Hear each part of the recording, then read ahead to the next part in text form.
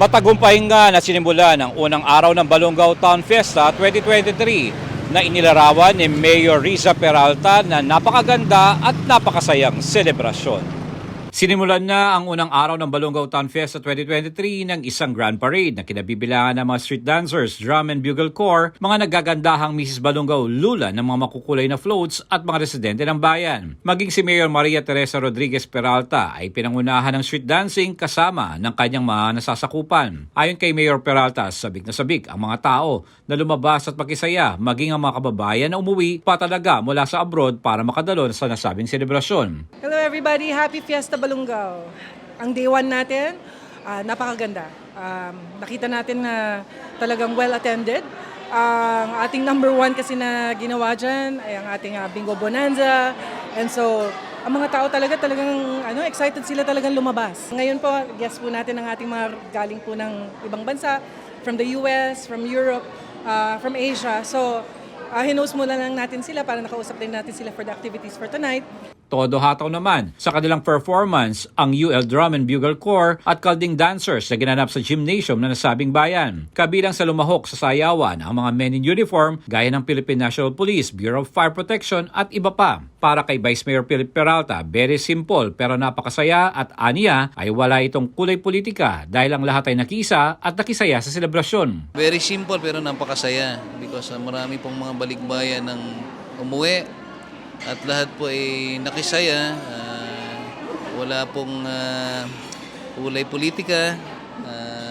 Ang iisa po yung adikain namin, advocacy namin is to really to make our townmates happy. Kasabay ng unang araw ng selebrasyon ay ang pagkilala sa mga Mrs. Balongaw Beauties na hindi nakoronahan noong nakaraang taon dulot na rin ng panalasa ng COVID-19 pandemic. Samantala, fully open na ang turismo sa Balongaw kaya inayahan ni Mayor Peralta ang adventure seekers na bumisita sa pinakamahabang zipline, pati na rin sa nag-iisang hot and cold springs resort ng Pangasinan. We're back.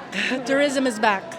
And so, inaanyayahan ko po ang ating mga adventure seekers na kung gusto nyo pa rin ng ating Balongaw Zipline, nandito lang po, open na po tayo. Ang ating Hot and Cold Springs Resort, open na open yan. Sa mga dati pa naming mga patrons, pwede na natin siyang i-promote at sabihin natin na operational na ulit ang ating longest zipline. And so, kung meron kayong mga oras sa mga susunod, our pools are open. Sa mga, alam nyo na, yung mga talagang madalas pumunta para sa hot spring. Alam nyo naman na ito lang po ang hot spring dito sa Eastern Pangasinan.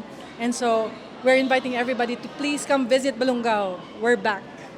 Hindi naman nakalimutan ipaabot ng Mayor at Vice Mayor ng Balongaw ang kanilang pasasalamat sa SMNI na naging kapartner sa impormasyon kaugnay sa mga bagong kaganapan sa kanilang bayan. I'd like to take this opportunity to thank SMNI, ang partner natin. We're doing our best now para lang man lang umangat kami. Although number 13, national naman yun.